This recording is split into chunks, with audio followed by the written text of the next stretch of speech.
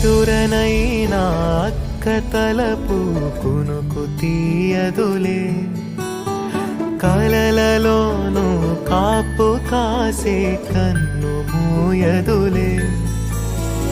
అక్కయే జగమణి బతికేటి తమ్ముడు వీడురా, అక్కనే బిడ్డగా పెంచేటి అమ్మైనాడురా.